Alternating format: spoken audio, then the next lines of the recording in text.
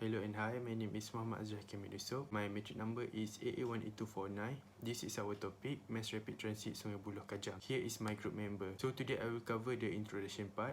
MRT Sungai Buloh Kajang line was officially launched at Tun Razak Exchange Station on 17 July 2017. The MRT project is part of the Government National Transformation Program to build an integrated public transportation system in the Greater Kuala Lumpur.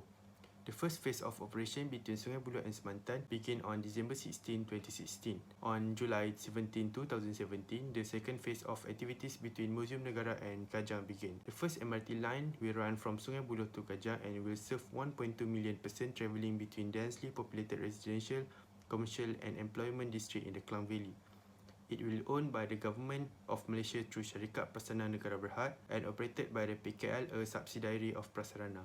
Suruhan Pengangkutan Awam Darat Land Public Transport Commission is the supervisory agency for the project. Sungai Buloh Kajang Line is a 51km railway that will connect Sungai Buloh northwest of Kuala Lumpur with Kajang in the southeast, while passing through a densely populated centre of the federal capital. Trains travel at frequency 3.5 minutes during peak hours.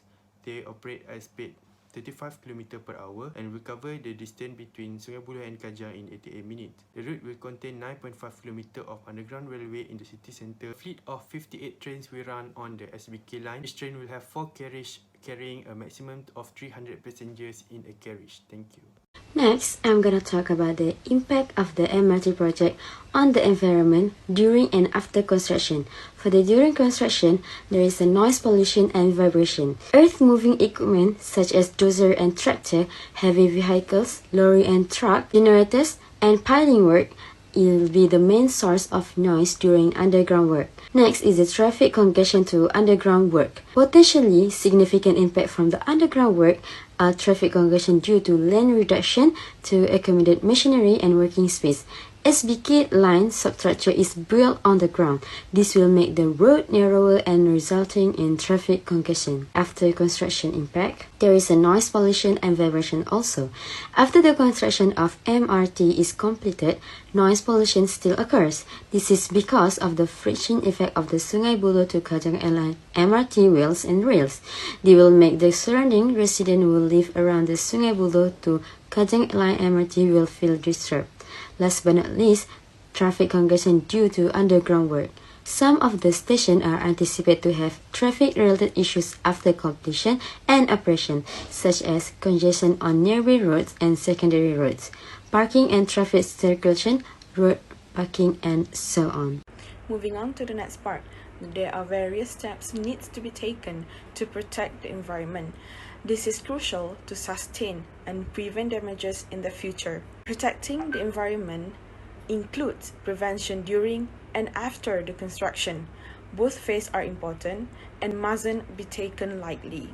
During the construction, contractor must minimize waste on site.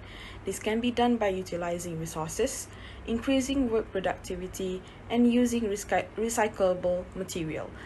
In addition, any open burning activities on site must be declared to the public. Burning activities lead to air pollution and dust issue, especially when the site is proximity to the residential area. For after construction phase, it is needed for railway project to install soundproofing system for train wheels and rails. This will lessen noise pollution and reduce disturbance to people. Plus, it is advisable for future studies and researchers to use lighter material for train body. Lighter weight will lower the friction that cause noise and other pollution. My name is Haider Hassan Salah. My ID is AA18266. Today I'm presenting my project report presentation.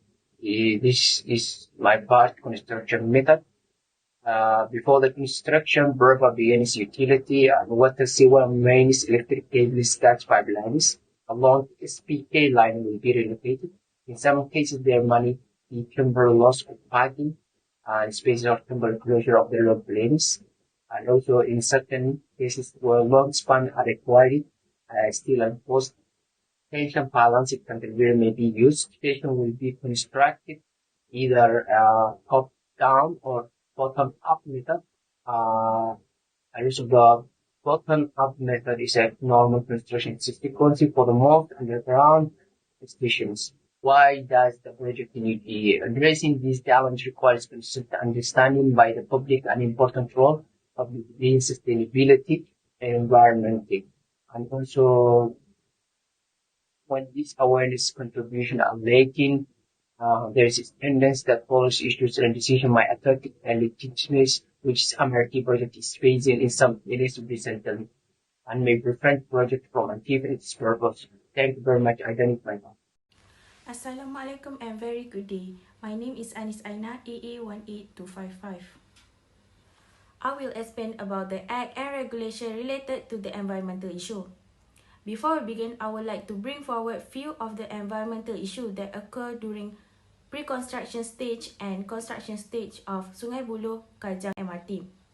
The environmental issues are including water pollution causes, air pollution and noise pollution. The first Act and regulation are Environmental Quality Act 1974, Amendment 1985, Section 34A. Amendments includes the insertion of Section 34A, which requires any persons intending to carry out prescribed activity to submit report on the impact on the environment. Second, Environmental Quality Act 1974, Section 21 that stated power to specify conditions of emissions, discharge or others. This is including pollutants or waste, the emissions of noise or into area. Third, Environmental Quality Act 1974, Section 23, the restriction on noise pollution. This subjected to clause Section 23, 1 and 2. Fourth, Environmental Quality Prescribed Activities Environmental Impact Assessment Order 1987, subjected to schedule which includes land reclamation, railways, and transportation. Lastly, the Environmental Quality Act 1974 Environmental Quality Clean Air Regulation 2014, which interprets air pollutant change in operation and best available techniques economically achievable. This includes the air pollutant control system. In conclusion, EIA is a crucial element in assessing the final shape of proposed project. EIA also forecasts project environmental consequences, identify solutions to minimize undesirable impacts, and posing no serious environmental risk. Thank you.